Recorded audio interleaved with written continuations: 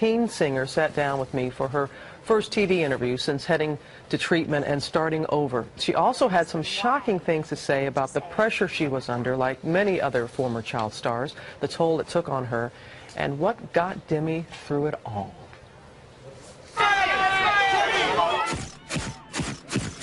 She's famous for her winning smile and her wholesome charm. You're one of us. Hi, I'm Sunny. For the little girl from Dallas, Texas, the desire to perform was homegrown. Her mom, Diana, was an aspiring country singer, a Dallas Cowboys cheerleader. And for her daughter, Demi, it was the classic tween musical, Camp Rock, that catapulted the young talent to stardom. Demi was living a teenager's dream. Movies. This is going to be the best summer ever. Her own television show, Gold Records, and dating teen heartthrob Joe Jonas. But away from the spotlight, a hidden shame. Before her rise to fame, Demi spent years secretly battling an eating disorder. She says it all started in early childhood when bullies constantly teased her and called her fat. I'm a very strong advocate for anti-bullying, but I've never been able to say this is why. I am such an advocate for it because from when I was bullied until now, I've suffered an eating disorder from the things that were said to me. Did it lead to a form of depression? Yes, definitely. Can you explain more about that period of your life? The period of my life that I went through was really dark, and I became very depressed, and my only way of really coping with it was through my eating disorder. So I just stopped eating, and that was my way of coping with it. Her depression would eventually lead to urges to cut herself.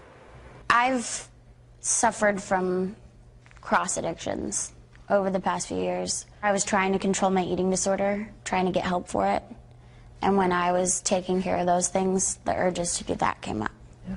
So for me, it was okay to do that because I wasn't throwing up anymore. Last fall, Demi checked into a residential treatment center, Timberline Knolls. What was the darkest point for you? I can't really pinpoint a darkest point for me because over the past few years I've had so many. I guess my darkest period was going into treatment for that first 48 hours and not having any communication with the outside world, even letting some people know that I was in there. I couldn't talk to anyone, and I was just kind of shocked to be in such a different environment. It was there she learned a shocking new diagnosis. Demi was bipolar. I had no idea that I was even bipolar until I went into treatment.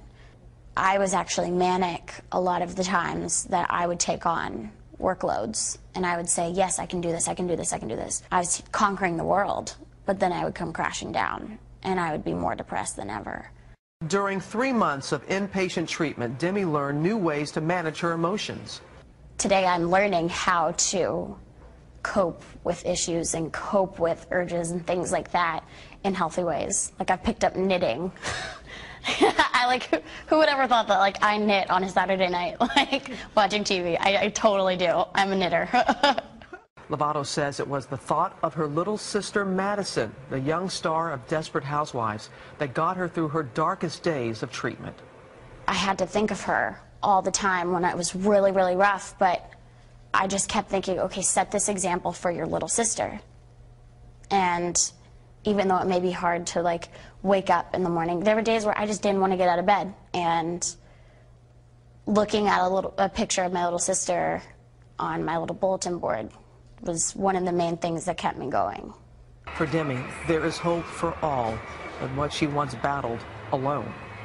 If I can prevent one person today from having the wrong friends, from cutting for the first time, to embarking on a horrible long journey with an eating disorder, if I can just change one life by this message, by saying don't go there, then I'm done.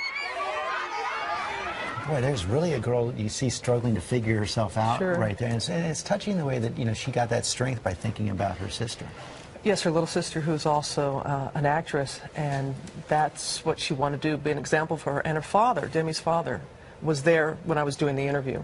And when Demi said that about thinking about her little sister, her father started, got very emotional in hearing about that. And this revelation about finding out she had this diagnosis of bipolar, that actually, you did this interview before all the Catherine Zeta-Jones stuff was in the news. Thanks for bringing that up. It was a couple of weeks ago that I sat down with Demi, and then when Catherine Zeta-Jones just recently revealed that she was bipolar, Demi sent her a tweet, and people were wondering, like, of support. People were like, why is she? Now people know. But this interview was before that diagnosis. And tonight, tomorrow night on 2020, we go into further detail on that and when she started cutting at the age of 11. So much more on 2020 tomorrow at 10, 9 Central.